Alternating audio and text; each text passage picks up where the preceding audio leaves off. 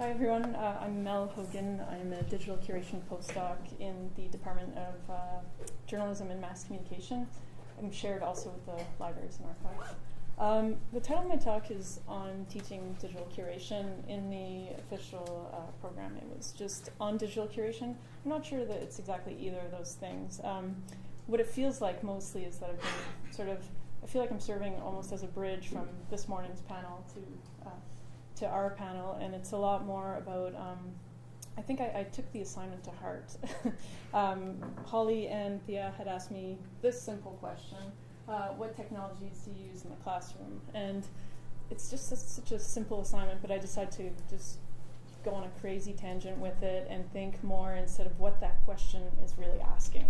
And I feel like I've been sort of channeling Joel and Laurie and Mark from this morning, so hopefully it won't be too repetitive, but I think there's a way in which some of these things are challenge some of the ideas from this morning as well. Just a little bit of background, because I think some of the questions from this morning, I have a background in Canadian communication studies. I say Canadian just because it's quite different from the mass communications here, and I did a research creation doctorate, and I think just to sort of get back to Kirsten's question from this morning, and I think Mark had said this, that in Canada, there's definitely, I was only the second in my university to graduate with research creation, but definitely when you say you're doing double the work, it's not just because the university sort of acknowledges that you can do I think here it's called practice-led component to your doctorate, that it's any less work, but at least in Canada, in some institutions, York University, Concordia University for sure, it becomes a more valued and acknowledged mode of production. So happy to talk about that after. If it looks like I'm looking at my phone, it's just where I put my notes. So I think, the other thing is digital curation.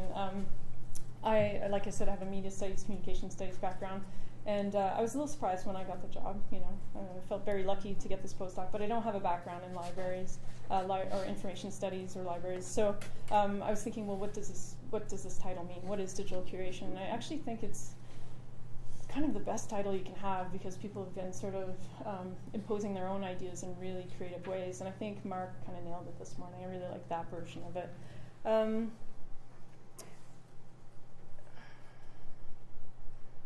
Right, so maybe I'll just get on with it. Basically, the class that I teach is called Digital Curation. If there's any grad students in the class, I'm teaching it again starting in January. And basically what we do is get students to set up a WordPress database, but they set up their own database. It's very important for me to deal with the back end as much as the front end, and to also to just sort of dive into it from the point of view where you could take your entire project with you, that you understand how servers work and things like that. We also do a little bit of basic HTML and CSS, which we're going to do a lot more this year. We also dive into this program called CourseCog. It's an open source software for sort of a database-driven nonlinear storytelling tool. Works with video and audio. And through the Brackage Center this year in April, we're actually going to host a series of workshops. So if anyone wants information on that, I'm happy to send it out. And Laurie and Joel and a few others are part of this lecture series, lunchtime series. And then sometimes, depending, I'll get into this in a bit, but depending on student needs, this year we did a lot with print at the end of the course. It could be around mapping or podcasting and things like that. So I kind of tailor my teaching a little bit to project needs, which I think only makes sense.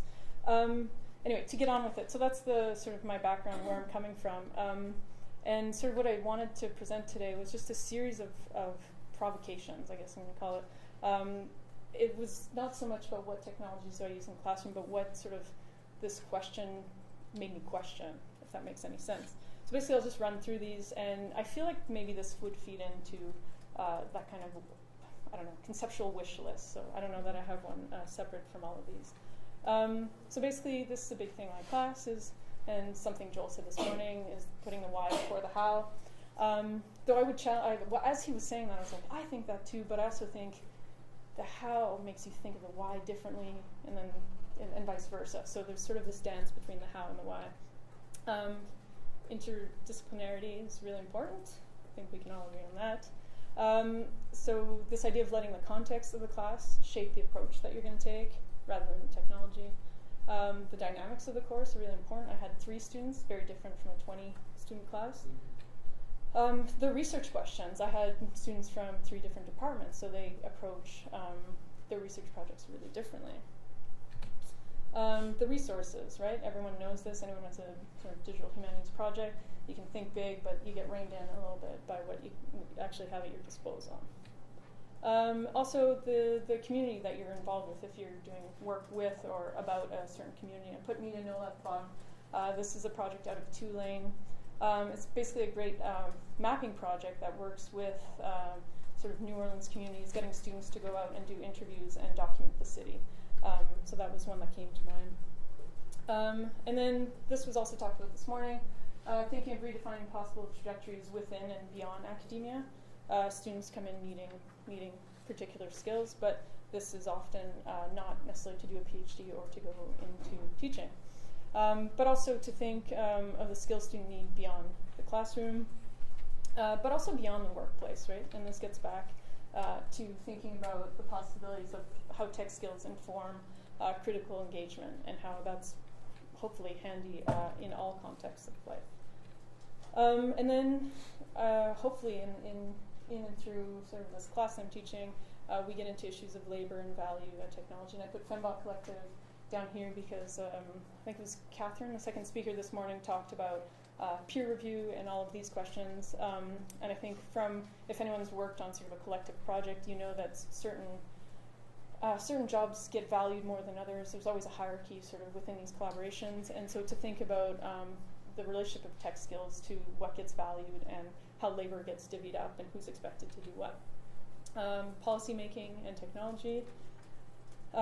This is a big one for me, environmental impacts of media. This is something we don't talk that much about, I think, or never enough, in my opinion. And then understanding technology through media archaeology, which we got a taste of this morning, but also as a media ecology. So this is, again, I think I laid out here, but thinking about storage, access, and preservation, about databases and servers, and then software and hardware, also about devices and networks and the materiality of those things.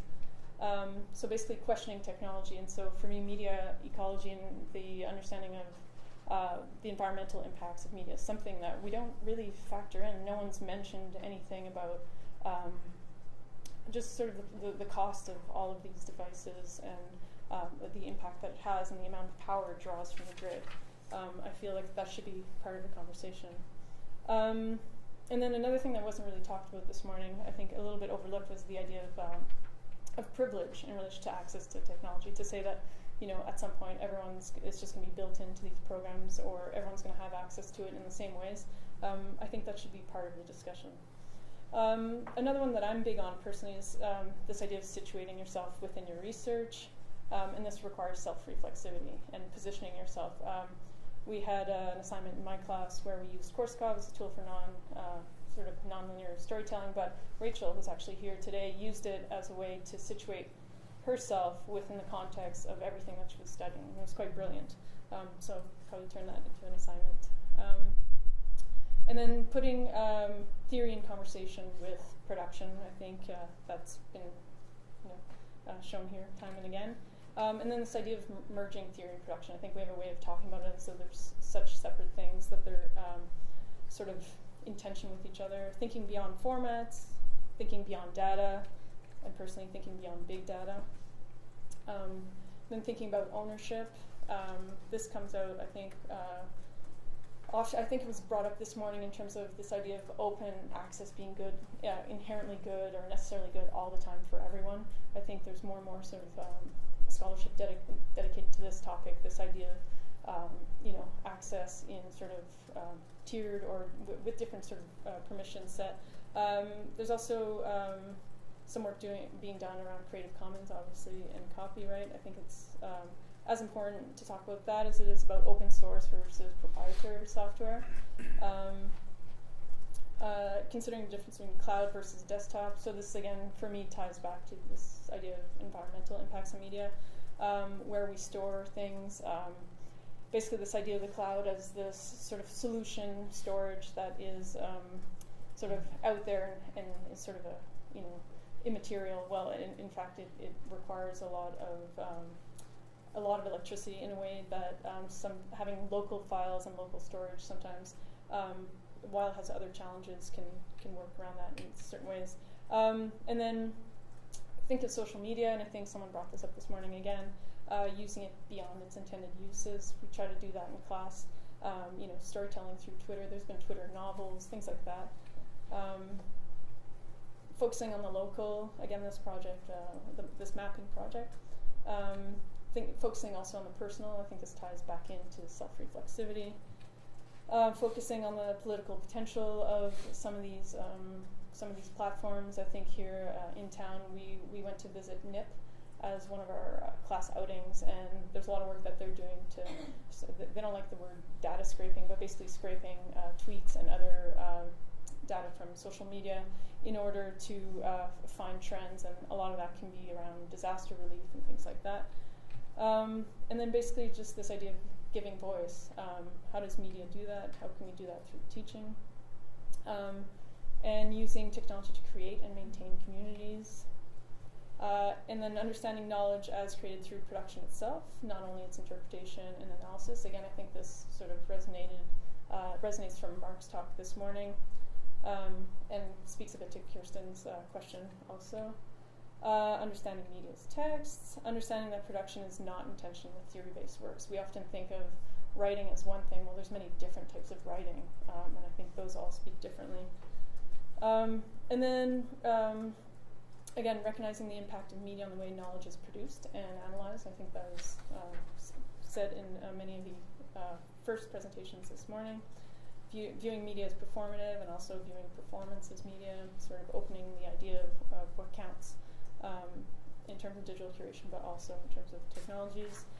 Moving away from deliverables, so this is something I encountered when I was going to hand in my dissertation. It was this idea that you could necessarily, like, what if it's a performance, or what if it's online showcase, like all of sort of these pieces that are a little bit outside of the clean bounds of a dissertation. And then in terms of the way we work to allow for an iterative process, I think we did that a lot in the class, especially through a program like CourseCog, where you go in, you take a step back, you look at what you've made, and you go in and again and again and again. I think we all do this in different ways. And to allow students to, and you in your own research, to allow for experimentation, to pay attention to the process, not just the product, but also to document that process, I think is really important, and often speaks to what sort of makes it or counts as research versus what gets cut out. So opening what counts as knowledge. And then also seeing failure as potentially generative. I think this is something that we tend to tuck away, hide, or overwrite, and I think there's something to be said about the things that don't work out the way that we had planned. And so all of this speaks to countering the position of a privileged intellectual. Also dominant histories generating from dominant purviews. And I guess this is my last slide, is the idea of creating a tapestry of different storytelling practices would be the ultimate sort of wish list for how we can work with technology. Thank you.